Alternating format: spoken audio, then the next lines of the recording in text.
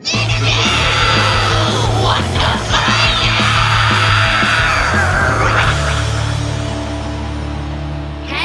we're the Wandering Hearts, and you are listening to Interview Under Fire.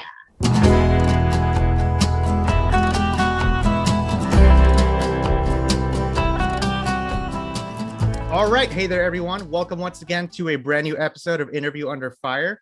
This is your host, Sonny, and with me today are three special guests, the talented British trio in the Wandering Hearts. It's an honor, guys. Thank you so much for joining our IUF series today. Now, this is an exciting time of the year for you with the release of your highly anticipated new album, the self-titled The Wandering Hearts, which drops here on August 6th on Cooking Vinyl. And first and foremost, I got to say, I want to congratulate you on getting all the well-deserved recognition you've been getting so far with this new record, with those collection of gripping singles. What is it? Dolores, Gold, Dreams, On Our Way, Over Your Body. Hopefully I'm not forgetting anything else, but it's right around the corner, right? And this is definitely quite the follow-up to your debut. And there's just so many things to unravel about this new album and who you're all about. But before we get to all that and beyond, we talked about it before the interview started. I do this all my guests. How are you? I think that's an important question to ask, considering what's been happening in our lives. Now that we're kind of getting back into the normality of things again, what's the UK been like for the last 7 months? Weird is the short answer, isn't it? Yeah. Pretty weird. Like everywhere's obviously been affected differently, but yeah, we have some strange government over here. I don't know if you heard about it over there. Yeah. It's weird. It's weird because the question I just asked you, usually the question is, hey, how have you been doing lately? It's not what's your country been like, you know? It's Yeah. like, now that's the question. but I feel like that is, I mean, weird is definitely an understatement, especially I know you guys are hearing about what's going on here in the States. Everything's kind of just flipped on its head. And but is it weird? Did you want to add anything else to that besides weird? I think the thing that was really weird is that, like, we were in the States last February and March, and we had loads of touring and stuff planned. And so we were playing a gig. So South by Southwest had got cancelled. But we were playing, that. Yeah, and we were like, oh, we're still going to go because it's like, it's probably like not a thing. Like, we'll still go. Like, this is just like an overreaction. Like, we totally misjudged it. What was interesting about the US versus the UK is that, so we were like, we flew to Connecticut, we did a gig, we flew to Tampa, Florida, we did a gig, and our friends at home were like, guys, are you coming back? And we're like, no, I don't know, we've got gigs, we're gonna do this like underground thing happening in Austin, like that's what we're gonna do. And then in the UK, like everyone was scrambling for like toilet roll. Yeah. There was no pasta, Oh, there was no rice, there was like nothing. And we were like hugging people, you know, when you could do that. Yeah. Right. So that's been, so I think what was really weird was the juxtaposition of the US and then coming back to a UK, and within a couple days we were locked down. And like the first thing that happened was, I don't know what it was like for you guys, but you know, you were only allowed out for like a half-hour exercise walk. If you went to the shops, it was like one person from each household. It was really, I remember like being like, can I go to the shop again? Because I really need milk, but I've done my shop now. So I think that was the big kind of juxtaposition. I know you've had lockdowns in the US, but it felt really weird to be back so quickly at home and then not be able to do anything. So it's felt weird. So now it's getting back to normal. New normal. We've had a little bit more time together in real life recently, which has been really nice. And we've been able to You can touch people again. Yeah. We've got back to a little bit of, you know, like you said, normality, and we've been able to do more, and obviously that's really important for us because, like you say, this is a quite crucial time, and this new album has been, you know, it's been on the back burner because of everything. So, and it's been delayed and pushed back, and so this feels like, you know, with everything opening up a little bit more, feels great because it means that we can do a little bit more around the album and to promote it and to get it out to everyone. Yeah, I feel like, you know, everything you're saying I don't know if you get that feeling. It kind of just sits in the back of your head, like too much to ask for. I just want to perform my songs. Like, I love what I do. I'm just something that I'm passionate for. And now this is happening. Obviously, it's you can talk about the unprecedented like pandemic. There's like that Spanish flu, obviously, in the early 1900s. We can talk about that, but we're talking about everything happening right now, right? I do want to wind the clock back, guys, to maybe several years back to think 2015, because for fans and listeners who may not know, if you could just briefly talk about that defining moment in your lives that led to the forming of the Wandering Hearts into who you are today, because you have been on quite the journey. And if I'm correct, you guys met over drinks and you even had a fourth member, Tim, at that time. And before you know it, there was like a demo on SoundCloud. Take it away, like, because I think it's just an amazing story. Y'all are looking at each other. This is great. Who wants to tell it? So like you say, we kind of we were all kind of introduced through mutual friends, put in touch through people that we knew who were moving in similar circles in London on the music scene, and but we'd never crossed paths. And so we all got together this one afternoon, and Tara bought some cans of gin and tonic. Yeah. And we started singing together, and something happened, something weird happened, and it, you know, you can spend years practicing things to get things really slick and to, you know, sing well together, and for some reason it just worked instantly. Our singing together, our voices, everything about it. We've all sung a lot up until that point, individually and with other people, but something felt really different about this, and so we all just said, let's do that, let's do it again. You know, we're not really sure what this is and what it means, but it feels really good, so we're going to do it again. Do you ever talk about that moment in your lives, like just today? It's like, hey, remember that time when you bought drinks and we like, I don't know, like if something like that, something special like that, I don't know if it was something that you set out to become a band.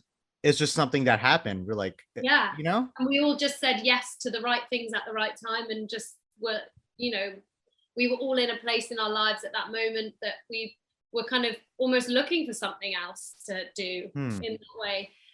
So we did that, and started singing and just recorded a song kind of so that we had it and we didn't forget it. And we popped it on SoundCloud, and 27 minutes later, actually it was 26 minutes later, we had a message from our now manager, who is obviously still our manager, and he was like, hey, like I used to work at Sony, just like really interested in what you guys are doing, blah, blah, blah.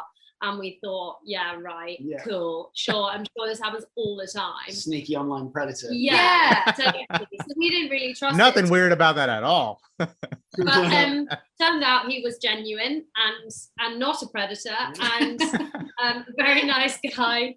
And so he came and met us, and we sang for him, and it kind of snowballed from there, really. We it obviously, I think maybe took six to 8 months, and we signed with Decca Records, and we started to kind of build our team and make the first record. So it all happened very quickly, and I don't think until we have had the last 18 months to sit and think about what we've done for the last few years, it's really only been now that we've realized that we've stopped and realized, oh, okay, like we did all of that. That was amazing. Even though we talk about it all the time, gave us some real kind of perspective on what we'd achieved, and also what we wanted to do moving forward. So that's in some ways the pandemic has given us that time and that perspective, which has been really nice. Man, that's I feel like you guys could just write a book just about that, just that moment in your lives, because it's great. I love hearing stories like that about something that almost, I don't want to say unplanned, but it was just something you didn't see coming, and now you're taking advantage of it. And speaking of taking advantage of it, like this pandemic, I mean, making the best of the situation, right? Now you guys are gearing up to go tour soon, is that correct? Yep. So when is that? Is that next year? I heard 2022, but is it? We've actually got a tour. So we were supposed to be coming back when we were in the US last year. The plan was that we were going to be coming back and pretty much going straight into a UK tour. Yeah. But obviously, like, that got put back, and we've ended up, it's kind of changed the nature of that tour now a little bit because of how our like albums ended up getting kind of like the release date of that's moved around a little bit as well. So we're actually doing a quite an intimate acoustic tour quite soon. August, September. Yeah, but just under 20 dates across August and September around the UK. But then we've got a really big tour that we've just announced for next year, which is going to be super exciting. Is it the In Harmony one that you were talking about? That's the acoustic one. Okay. That's the acoustic one. And then we, on our way tour is next year.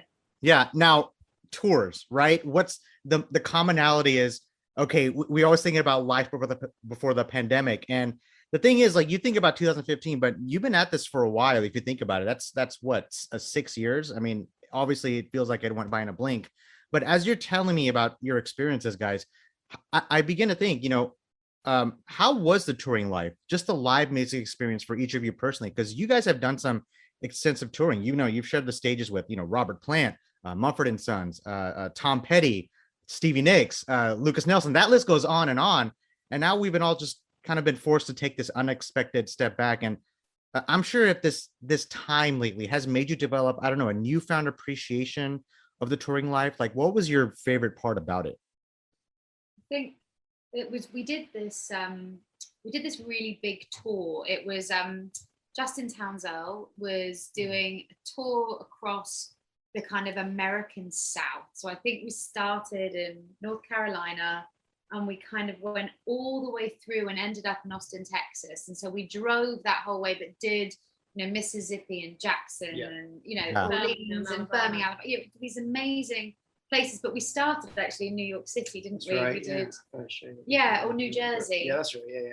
And it wasn't big money. It wasn't like a well-paid tour. And so, like, for us as Brits, it's like it just needs to pay enough to get your flights out there, to cover your visas, and so we just need to kind of go and do that. And so they said, you're not going to have a tour manager. You're not going to have anyone with you. You're going to be completely unsupervised. So it was just us three and our friend Lee that plays everything with us. So he's multi-instrumentalist. And so we hired a car, and I mean, it was so much stuff. It was just like a comedy sketch, trying to get, like, there was no visibility trying to drive the car. We couldn't hire an expensive car, so it was like a small car. And we just had the most incredible time, playing in these venues and meeting all these different people. And then after the show, everybody was coming up and meeting us and buying these records. But what I guess the pandemic's done, as we were talking about the other day, we not to sound too, I guess, like morbid or fatalistic or but you didn't know what was going to come out of this pandemic. It's like, is there going to be a music industry? Is there going to be a scene?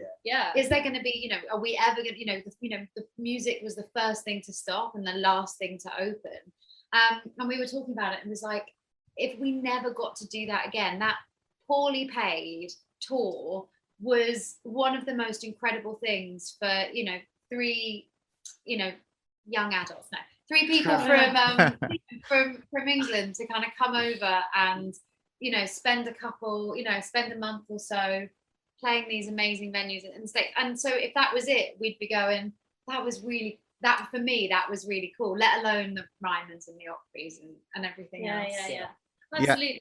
And like, it's all that, like, when you hear people like list, like you just listed those names, and you hear someone list those names back to you, it's like that kind of stuff is what the last kind of 18 months has made me realize. It's like, we've done loads and it's been amazing. And if it did all end tomorrow, I would feel like there's still more I wanted to do, but I'd feel satisfied in what we've done. Grateful. I'm really grateful for everything, every opportunity that we've had. And it's like, because we've had time to stop. When it's like when you're on the road, it's like promo and shows and interviews, and it's constant. You don't really get time. And we really try to celebrate all the little wins that we get. But it's really hard because when you don't have the time to stop. So obviously we've had that time, and it's been amazing to be able to kind of really sit in that and appreciate all of that stuff. It's like something like that. I'm a nostalgic person. I don't know if that was very clear to you guys earlier, but like, I always like to look back on things like that, like little things. Now you can say like at that time you weren't really thinking about it, like you said, and everything starts to get. It's like a metaphor. I'm thinking about it on the fly right now. You're driving, and then things start to get smaller and smaller and smaller as you go further into the future, But then you start to really peer into like when you're at a stop on the car, just hear me out. You're on the road, you're on the car, and you look in the rearview mirror, and you start to really pay attention to what you may have missed out on.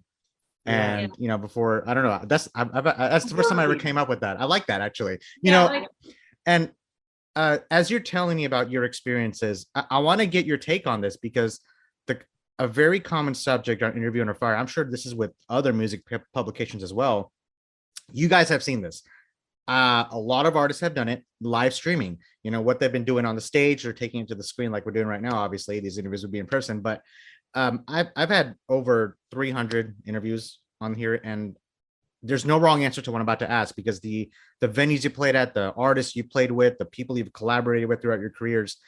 I want to ask you, do you think that the rise of the quarantine-induced live streaming that we've been seeing, kind of still seeing today, is that going to affect the touring musician business going forward through your perspective? Like, do you still see bands doing something like this once we enter, 2022 and beyond? Like, has it already been affected?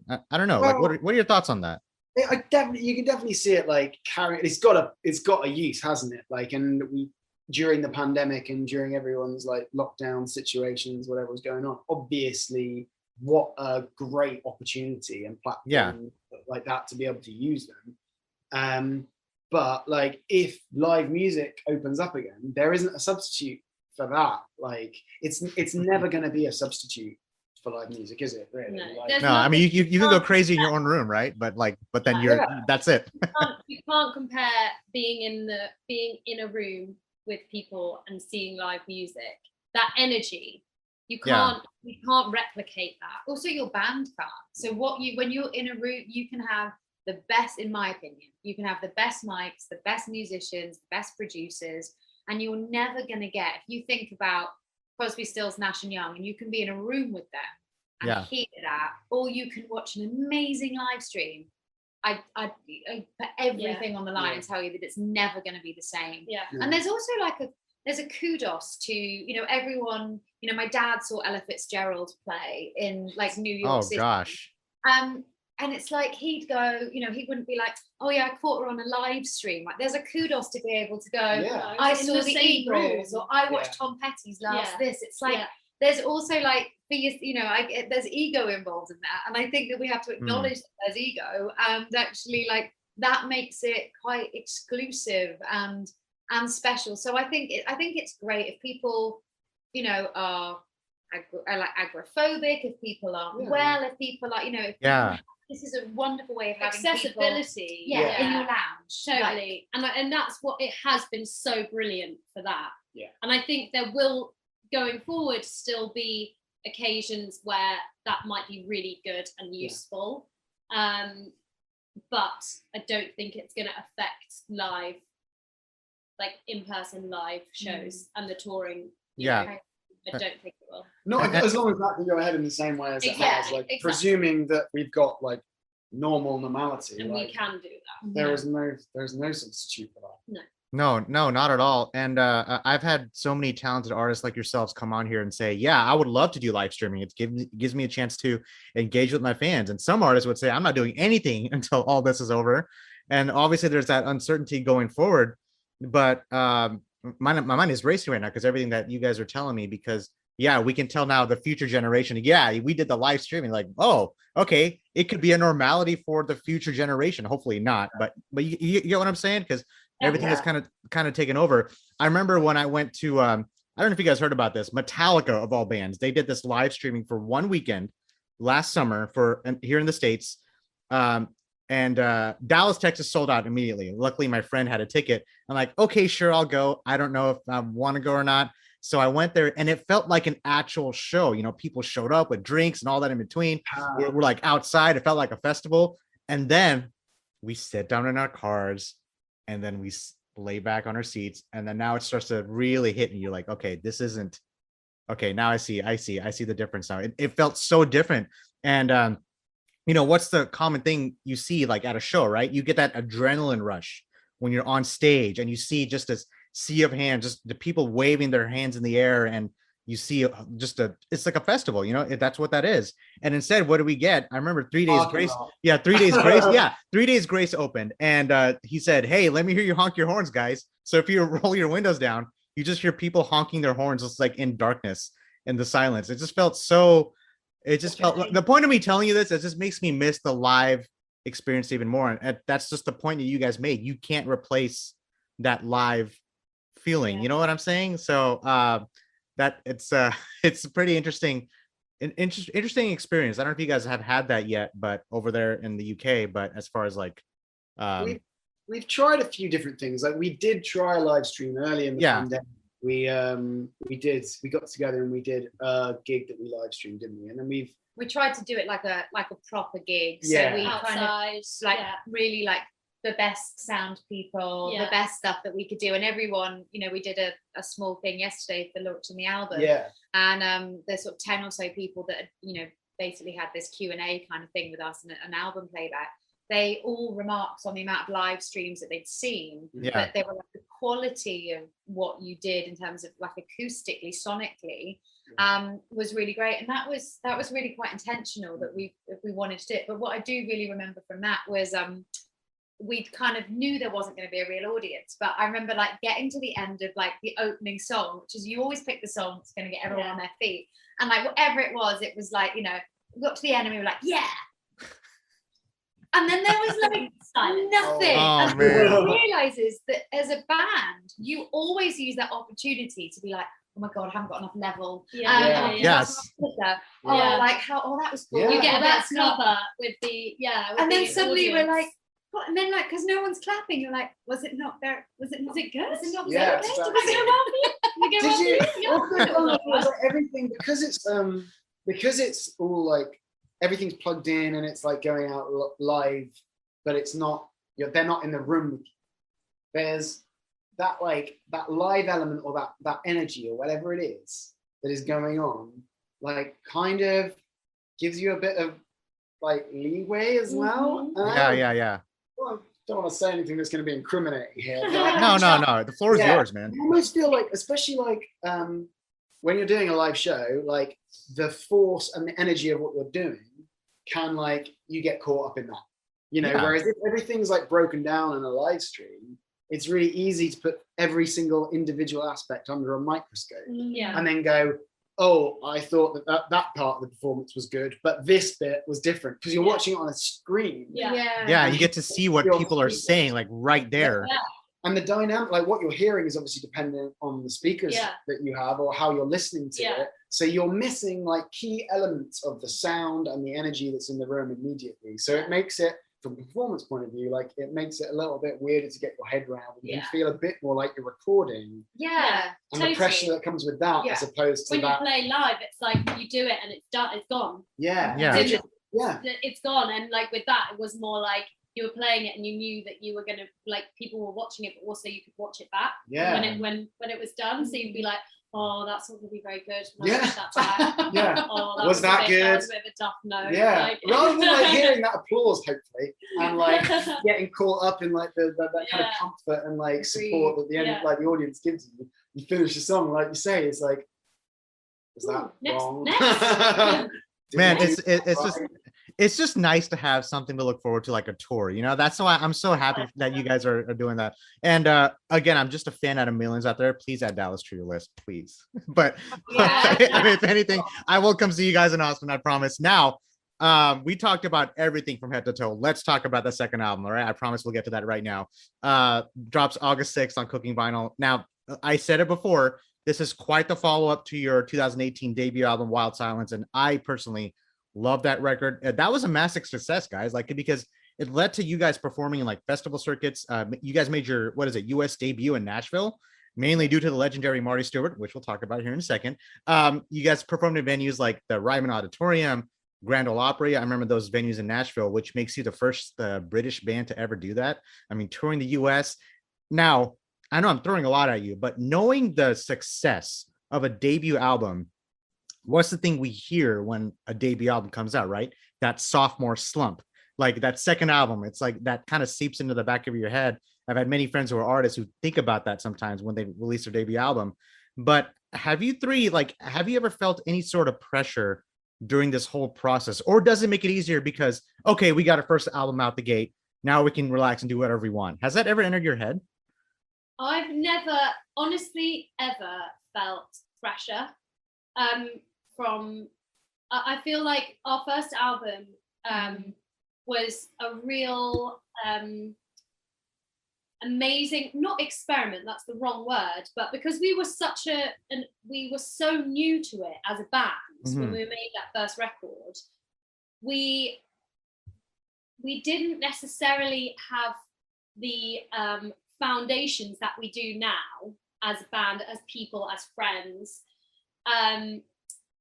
So we kind of created the first album with the help from other people, and they were like, this is really good, and it's like, that's amazing. We, you know, had the wonderful Decca Records behind us, and that was great, and it created this kind of amazing springboard for us into the industry, which was brilliant. And I think this next record, not only has it been a long time, and we'd written so many songs that we were desperate to make another record already. We also had just we'd evolved. Things had changed, and we'd evolved as people, as a band, as you know, the industry had evolved. You know, so many things had changed that we felt like, you know, it was like moving with the times and moving with that. And so we were so desperate to get this next record out. I don't think any of us really thought, oh, well, let's hope it's as good as the last one, because we knew it was going to be different, and we knew it was going to be a completely different thing.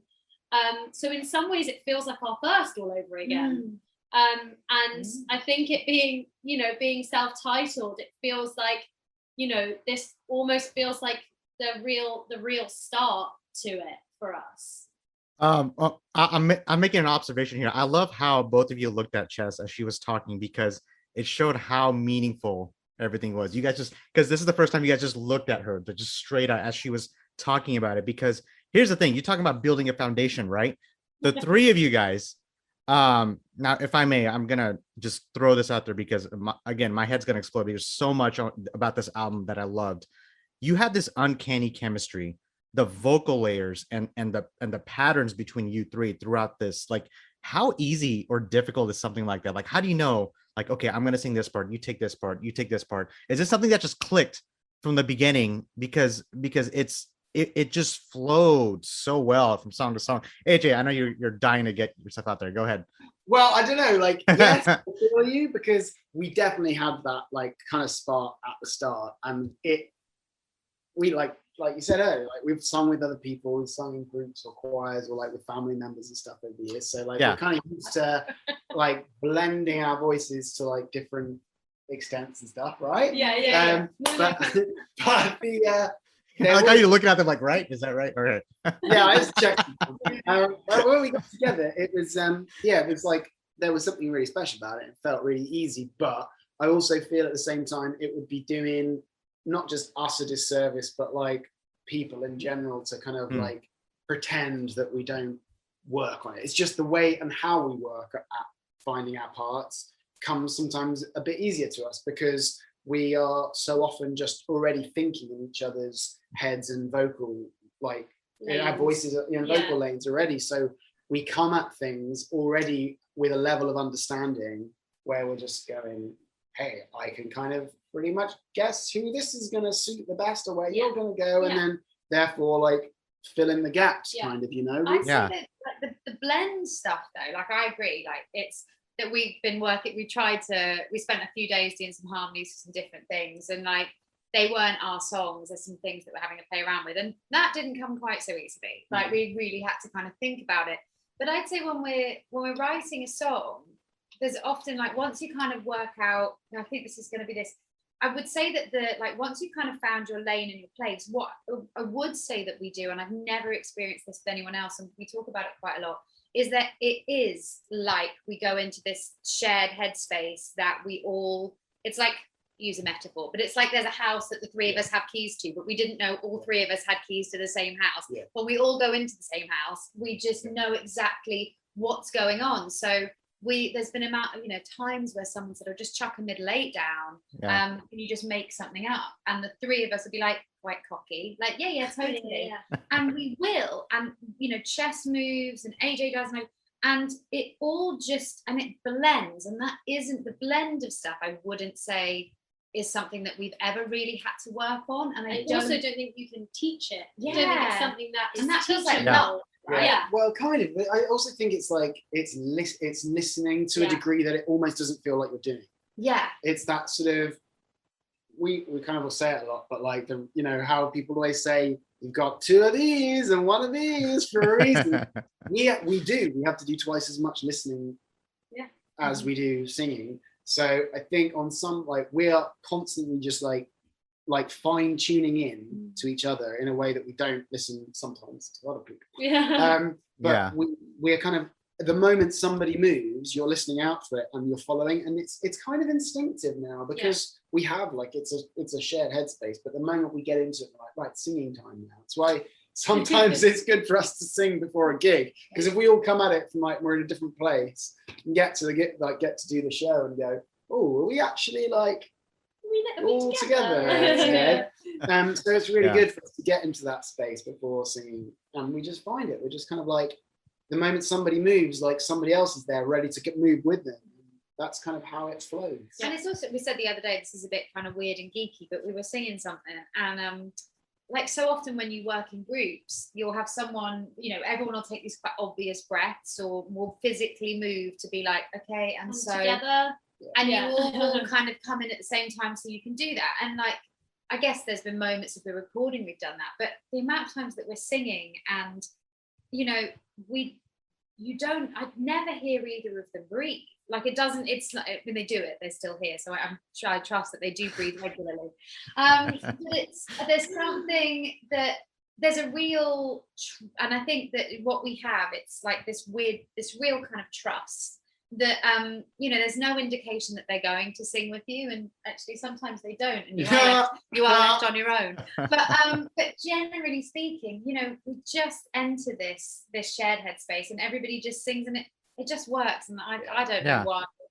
Everything else gets shut out. It's so weird. It's like everyone's in. It's funny though, because it's quite a lot of brain power without really realizing it. And I think we've just had 3 days together where we've been recording and filming stuff, and it's draining because you're going, it's almost like going into like a meditative state. Because you're doing that, it's so like hyper focused that you come out of it, or like when we finish at the end of the day, you go, bloody hell, I'm knackered. Like we've sat here and just sung, but I'm knackered.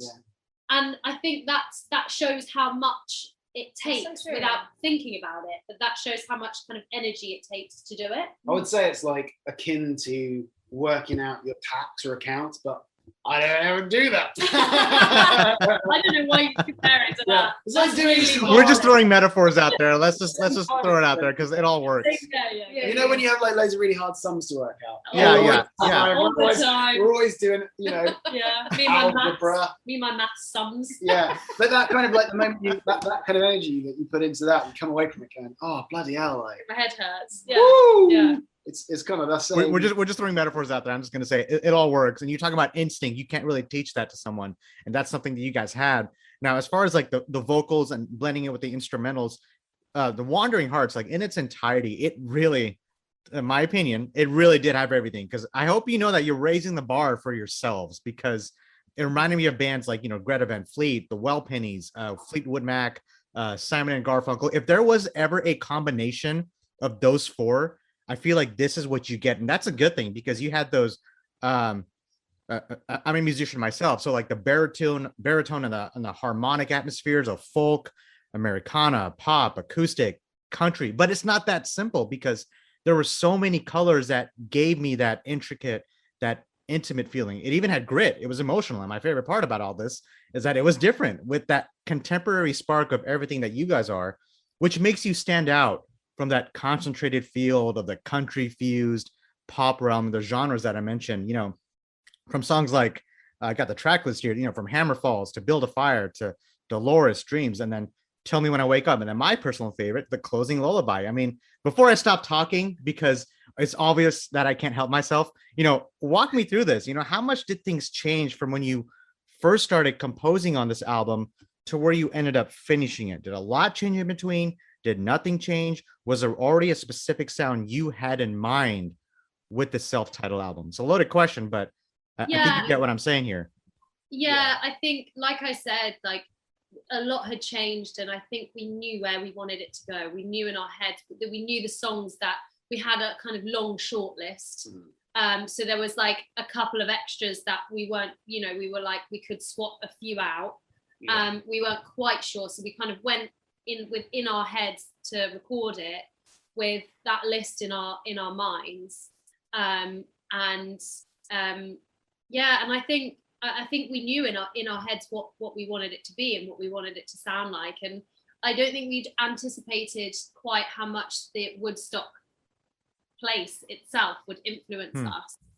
And that experience, because it really did influence the music and the creating. And, we went with the stock songs, but we created the intros and the middle eights and the, instrumental breaks, and all of that stuff was created in the studio or in our Airbnb the night before when we knew we were going in to record it the next day. So that all kind of happened whilst we were there, but the actual songs themselves and the sound, we knew, I think, in our heads what that was going to be. But having it goes to show, I think, having really good producers is really, really important, because there's certain things that they pull out of it that we wouldn't think of.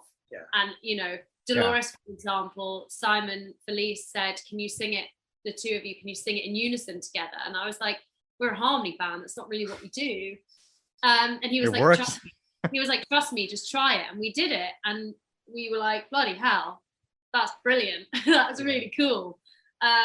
So just little things like that would change along the way. And that would be influenced by, Simon and David and Steve and Lee, who we had with us as well. And our experience, like I said, of being there and what we felt like we needed to bring to that song on that day. Yeah. And actually as well, like the full journey of this album as well, like from like when we technically, I suppose, when we started writing for it, like day one, along like almost like album one, basically, but the process of getting there was like a bit more drawn out, because we had setbacks, like things got put back and rearranged whilst we were with Decca still, and we had several different trips and worked with lots of different producers, and we'd always had Simon and David like in our mind's eye. But when it first came to putting it out, like we're working on it, they weren't available. And so we went all over the shop, all over the US. And it was actually years kind of in the making before we even got to like decide and get out to Woodstock and start doing that. And even just before that point, we were still having like, and even in the studio, we were still having like last minute changes, we had our songs in our mind's eye, but then, it gets to that point when you're putting them together and suddenly you're going, is that going to work with that? Is that going to work with that? Yeah. And then you had to make like really difficult choices to like make like cuts and change things around. Yeah. So actually, like, as much as it was kind of set in our minds, like we knew where we wanted to go, and the sound changed when we got to Woodstock and the arrangements and everything, but the actual journey of this album and everything that's happened between even before the pandemic, even like before the pandemic was all of the stuff that happened before it, and then so in our heads we were going 2020, it's our year, that's our year. Man, I remember saying that myself. Oh yeah. Oh my God, we just did not know what was going to hit us. So but I think a lot of these songs, a lot of the stories and a lot of the messages that are in the songs have a new meaning and new life and a different kind of poignancy about them post-pandemic, because there's so much about light at the end of the tunnel, and like you're stronger together and hope. And it's as much as there's some kind of sadder, darker songs, the overall message is quite hopeful and it is quite positive. Which we needed. Which we needed at the time. It's what we needed to hear. It's what we needed to write. And we were going through a lot pre-pandemic, and so this was the album we wrote to tell each other, it's gonna be okay and we're gonna get through this. And then we just had that extra challenge of but now everyone else is like, this is really cool. Water on exactly.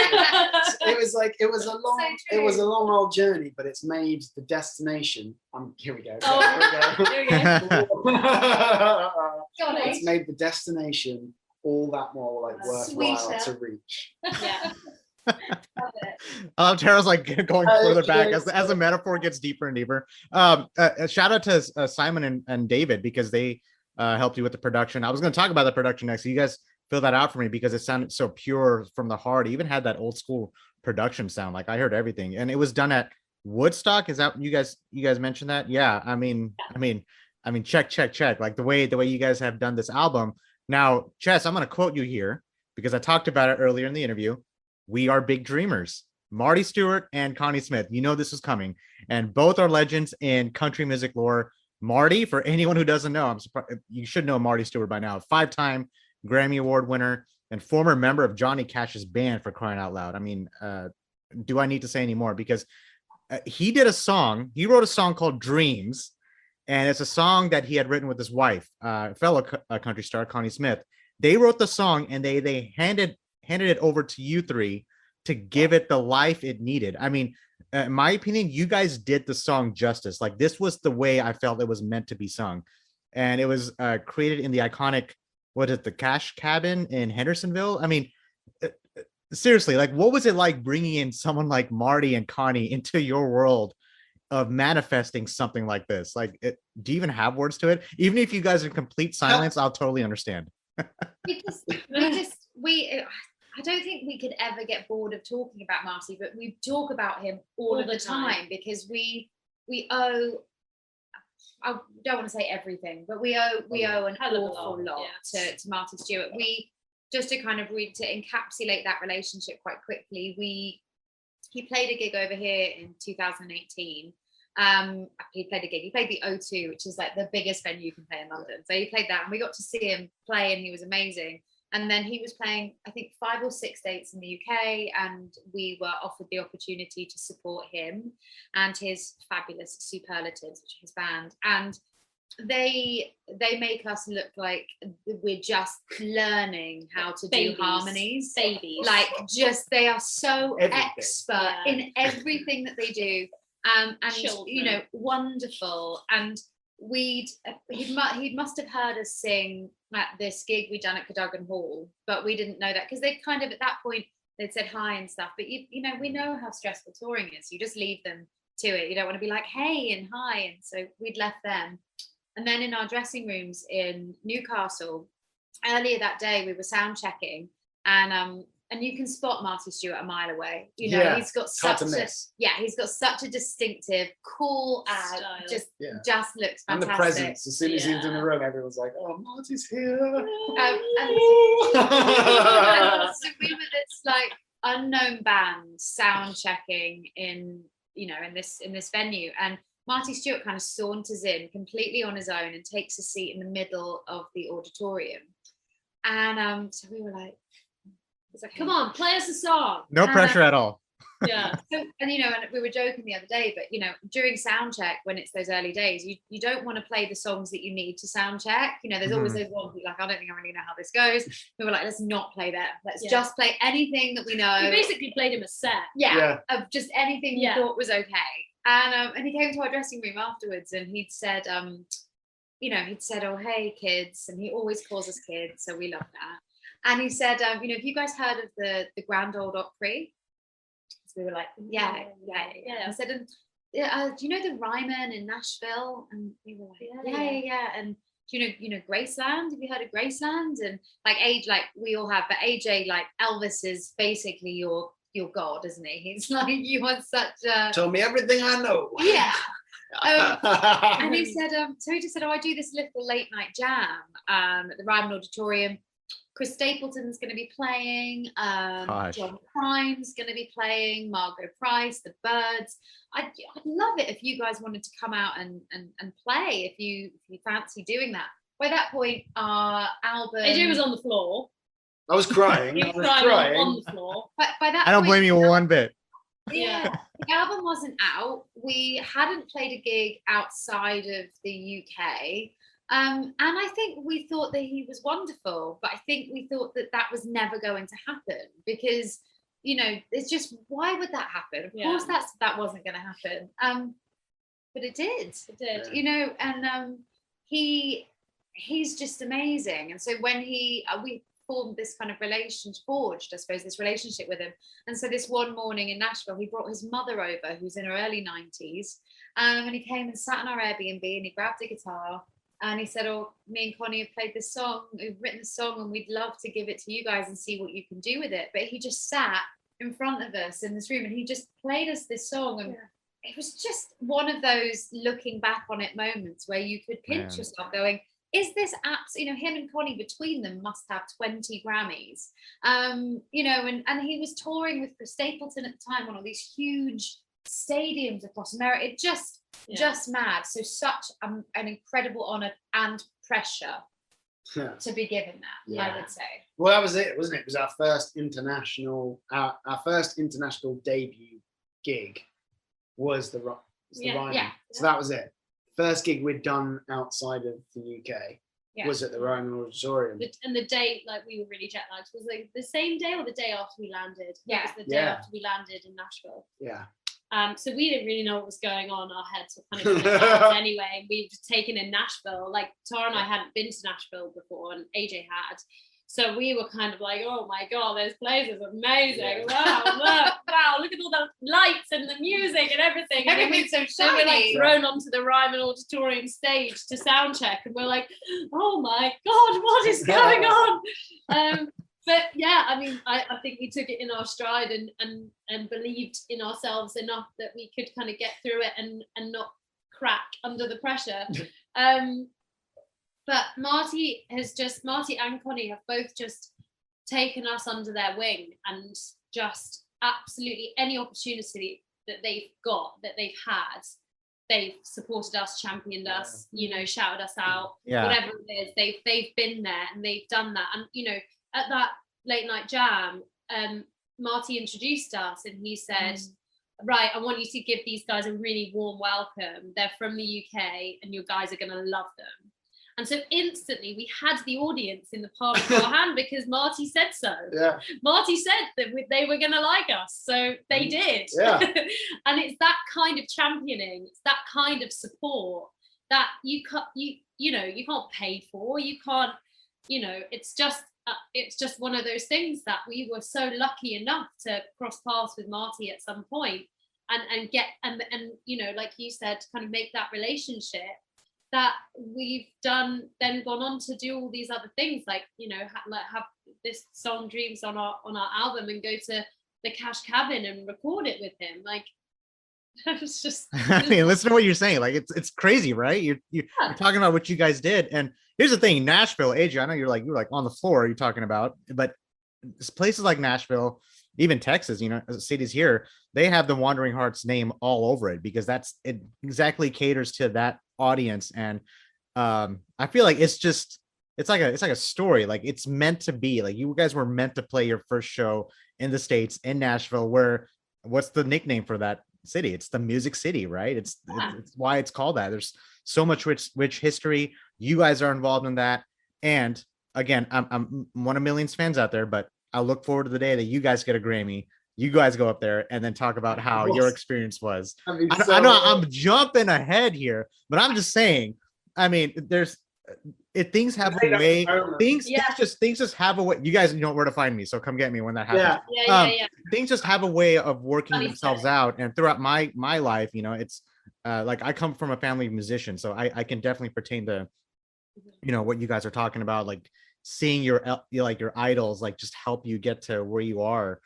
And you guys have done it yourselves too. You know, between writing and then, structuring the songs and like the production process and everything you've experienced, everything to this album to where it is right now, I want the listeners to know how important this is to you, because the lyricism throughout this album, and I was excited to talk about this because the origins of that center around, celebrating life, new beginnings, and striving to shine through a darkening world, especially at a time like today. I feel like it really resonates with a lot of people.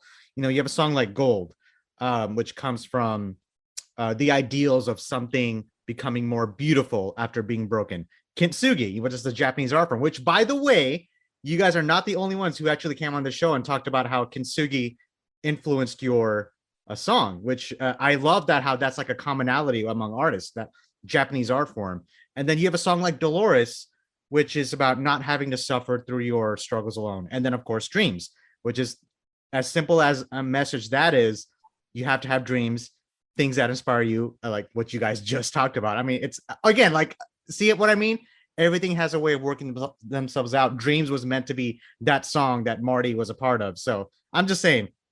Now, having said all that, I began to wonder also if there was a theme to this album. Like, if that is true, like, to what level do you guys like to have a theme or concept for your music? And, is that true? Like, how important is something like that to you?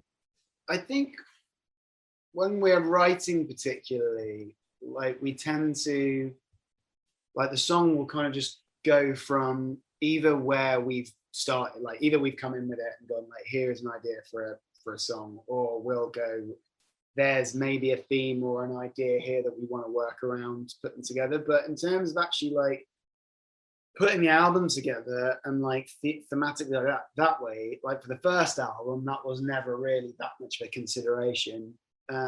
It's the songs that we've done traditionally have almost like had a way of like making obvious, like which, like drawing other songs towards them in a way that's always been kind of easy to identify, hasn't it, when it's come to like tracking? But I just wonder, is like thinking about it, when you've got like a partner and you end up like thinking the same thing at the same time, and you're like, oh my god, why does that happen? Like, we keep doing that. But it's because you spend so much time together.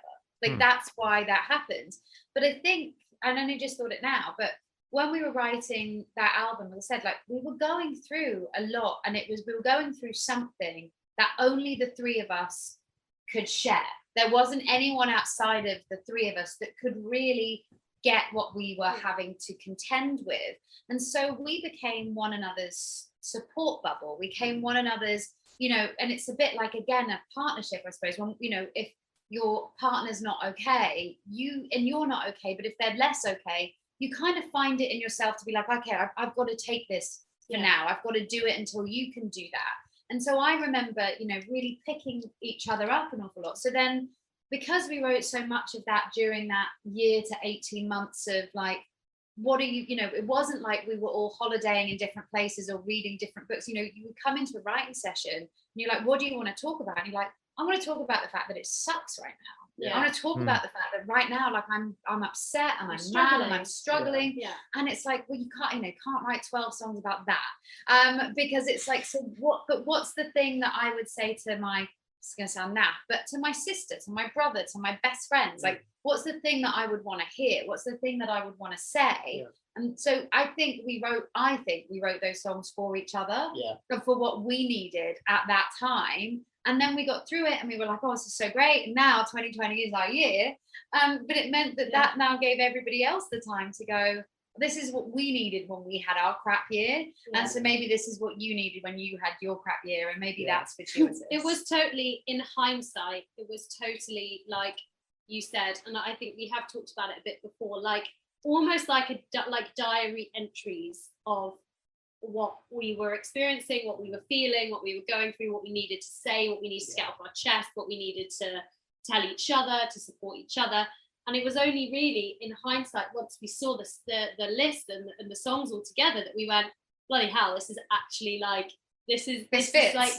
This is like a diary of our last 18 months. And this is everything that we went through. This is everything that we felt. This is what we needed to hear. And I think we didn't have that in mind when we went into writing the album, but looking back at it, and putting it together, and now it's all together, we've gone, well, actually that makes total sense. And pretty much the last song we wrote for the album, this is a great interview for you. This is great because I'm thinking about it. But the last song we wrote for this album was Never Too Late. Yeah. And Never Too Late is probably the most positive song. It's like, actually don't not do something because of the fact that, oh, I would have done that, but I'm 40 now. I would have learned the piano. I'd love to play piano. Yeah. I'd have loved it. Well, learn it.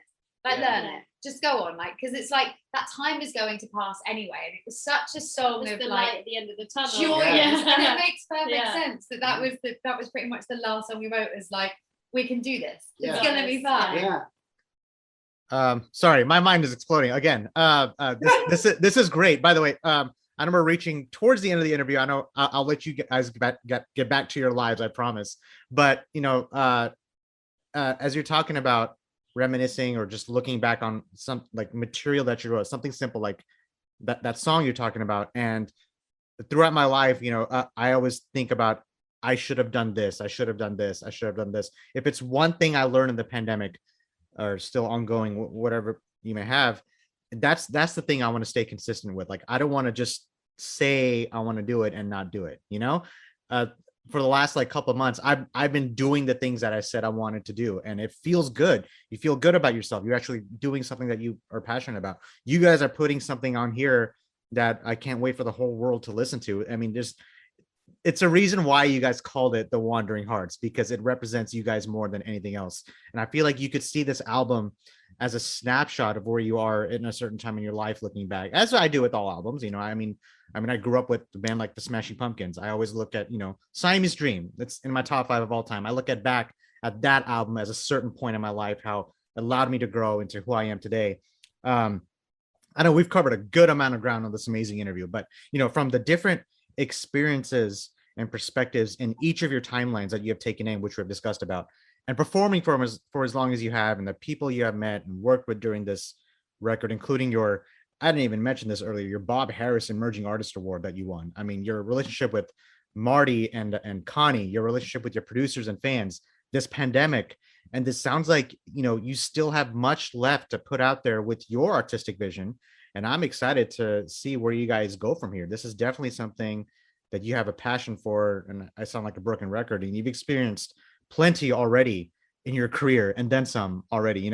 Have your aspirations as individuals, or even just musicians, have they changed or evolved since when you first started performing in the industry? Like, do you see things differently today? Oh wow. Yeah. Oh yeah. Definitely. I think for me personally, and definitely since the pandemic, I feel like you can't take it too seriously, because you just don't know what's going to happen. And if you're not having fun doing it, something's wrong. If it's not Very fun, true. If it's not fun for everyone, something's wrong. Yeah. Even if you're having fun, it's not fun for all 3 of us, something's wrong. And I think that became really apparent, and the things that are important became really apparent. And I think when you have everything taken away, you realize the things that are really important that you need to maintain and to stay in it. And I think, being signed to a major record label and now being signed to an indie record label, we've learned a huge amount just in that process. And that's that, behind the scenes of the industry, and and what goes on with that. We've learned all about that, and figures and statistics, and percentages, and stuff that you don't go into the music industry thinking about any of that stuff. You go, no, not at all. And I want to write songs, and I want to do all of that.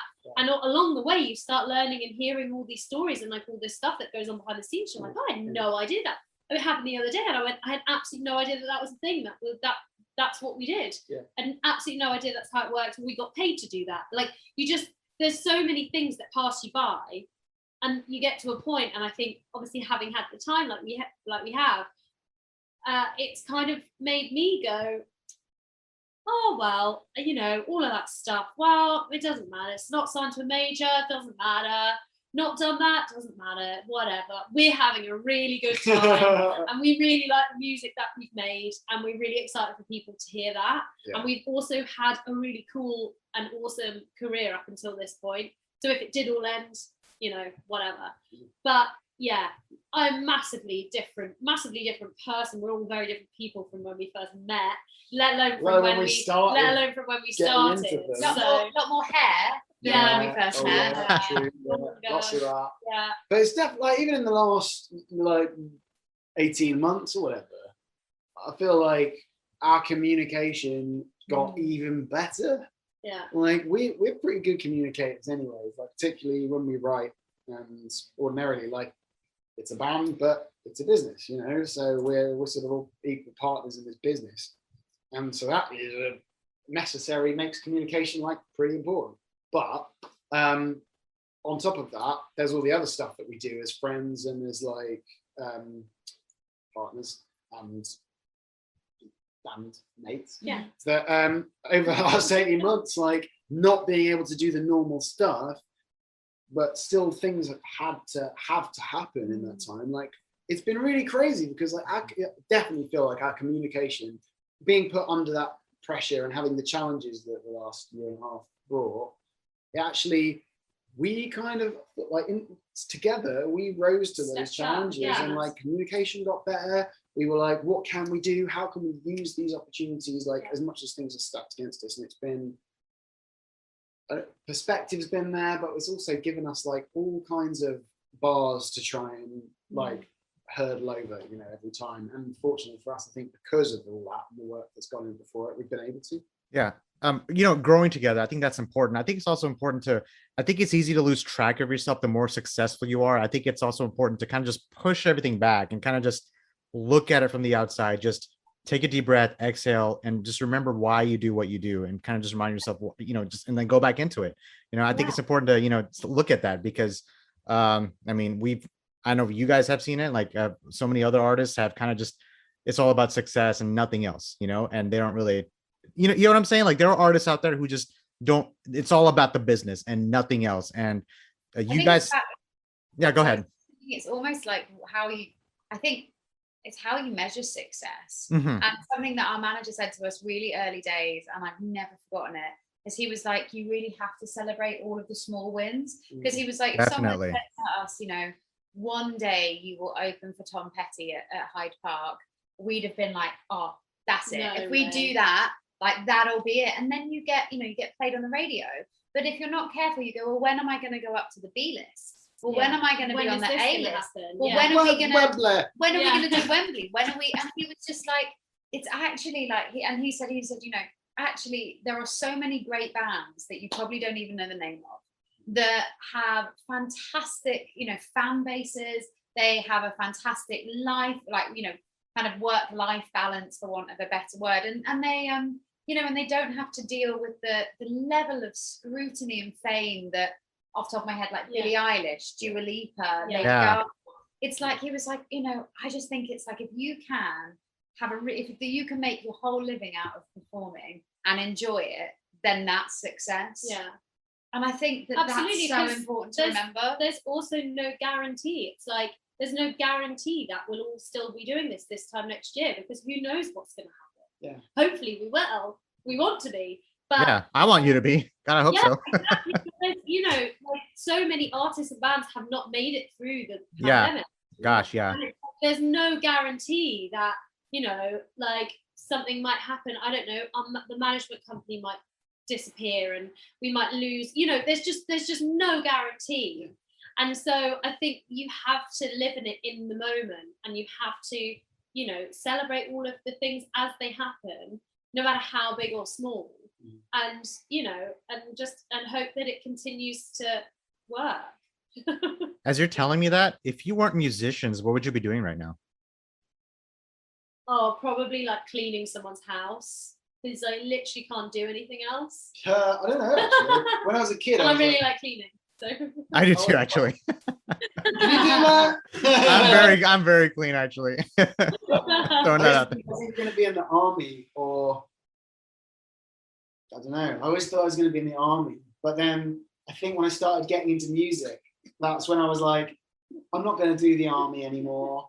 So you were trying to imagining AJ. I can't think of anything that's suited The hair, the hair Yeah, probably lots of wouldn't be big there change. because you wouldn't have the hair. So.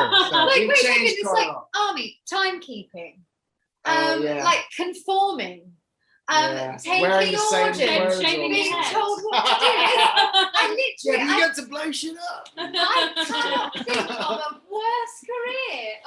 Yeah, I've that's definitely blown changed my now, but that mind. was always it. It was like, this doesn't work out. There's always the army. It's always interesting to look back on something like that. Like, what would you be doing if it wasn't for music? And here's the thing: an answer could be like, I can't imagine doing anything else besides music. You know, I started off trying to be an engineer. You know, and I kind of just just went by like what everyone else was doing. But like I said, I come from a family of musicians, and my mom's a professional music artist. So it's like it's kind of just again. What's the commonality in this? Like the theme in this interview is things have a way of working themselves out. And here I am doing what I love to do, talking to amazing people like you. But I don't know. It's just something it's interesting to talk about when what other interests kind of feed your creativity within the band.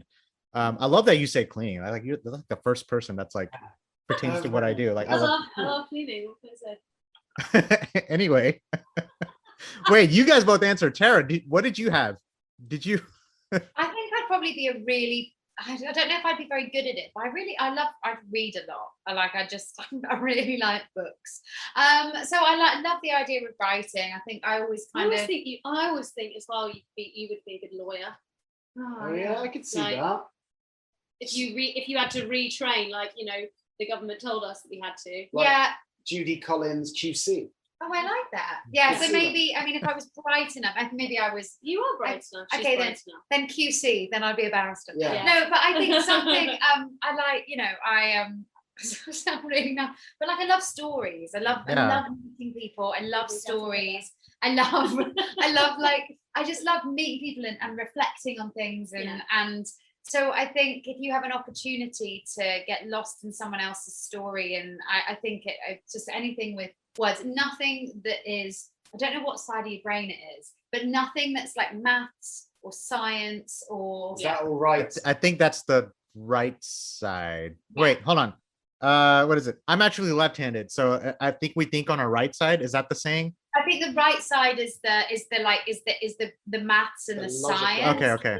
Like the creative. Yeah, I went to like a grammar school, which is like if you pass like a test, it's like a school you don't have to pay for, but it means you like were bright enough to get in. And so when it was like English and stuff, it was great. I remember sitting in these maths class with these kids that were like super bright, and they'd be, they'd explain it, and I really want to, when you really want to get it. So I'd be like, yeah, okay. Yeah. So does that make sense? And I go, yeah, and just never, really, and I think we share that actually. None of us terrible at maths. Yeah, not terrible at maths. Not much. Although maths is same here. a lot of this interview. Yeah, it's maths weird and music. because we're like that's it. They go hand in hand in a world like in those layers of the world that we can't see. I'm just still trying to imagine you like in the army, like just no hair and. I wouldn't do it now. Now that you said it, it's just like.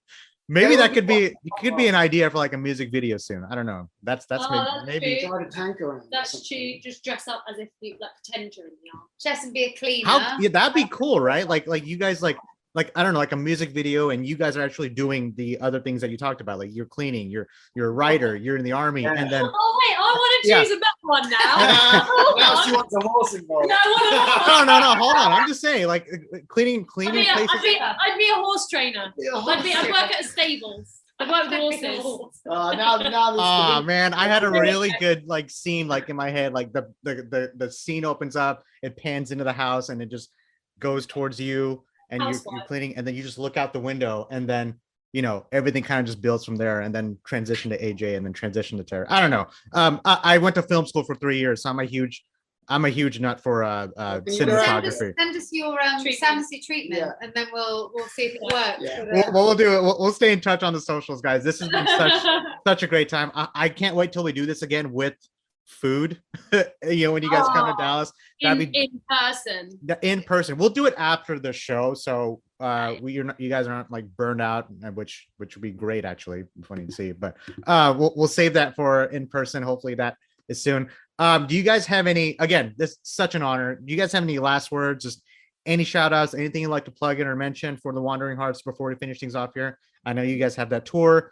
Exciting stuff coming up. You guys have a new album, so the floor is yours. Yeah. Whatever you want to say. We'll definitely have some US stuff coming in. We're hoping to get out to the States really soon. We've been announced for the Americana Fest in the States in September, end of September. But obviously it's just dependent on whether we're actually allowed to fly. But we're saying yes to everything that we can.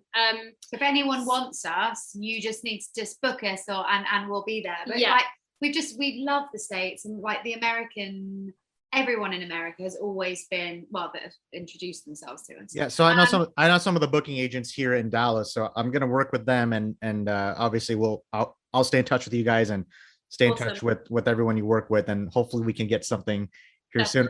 Where in the States is that festival? Do you know what city? Nashville. Oh gosh, that's like the perfect place to see you guys. Gosh, I hope that happens. It's just around the corner too, so I don't want to speak too soon, but no, exactly, and we've not kind of actually announced it properly, but they've announced us, but we've not promoted it yet, just because we don't want to disappoint ourselves and not be able to make it. But no, other than that, obviously just the album and the album coming out, and we love everyone that we, like Tara said, that we've had the pleasure of meeting when we've come out to the States, and we've had such a warm welcome for all of the cities that we've visited and all of the different states that we've made it to, and we feel very, very lucky to have had the opportunities to meet and travel to as many places in America that we have. And we started to build up such a great momentum before the pandemic, and we hope that we can try and pick that back up and work that back up again as soon as we can. Yeah, you pretty much summed everything up for me. AJ, Chess, Tara, this has been again an honor, and everyone who's listening, this is the legendary Wandering Hearts. The self-titled drops August 6th on Cooking Vinyl. If you could do all of us a favor who's listening, buy the album, because the artist can't do it without your help. I still buy records that's sitting in the corner of my room. I'm old-fashioned like that. But don't forget, you can listen to this podcast on all major podcast streams out there, iTunes, Spotify, YouTube. Check us out on interviewunderfire.com. Guys, stay safe out there in London. I know it's like getting dinner time for you guys, so I'll let you go here. I know this has been great, over an hour, and this has been such a great conversation. I feel like we could have talked for hours, but let's stay in touch. I'll talk to you soon, and I'm excited for everything from here and beyond for you guys. Nothing but love and success, and just the best for you guys from here on out. Straight back at you. Yeah, Thank cheers, you. Sonny. All right, love you guys. All right, we'll talk to you later. Thanks. Bye. Bye.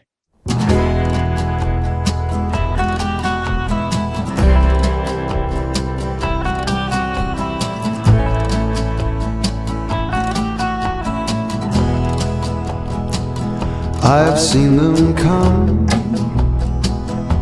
I've seen them go. Some move fast and some move slow, fragile as a rose, but some are strong. Some last forever and some move on.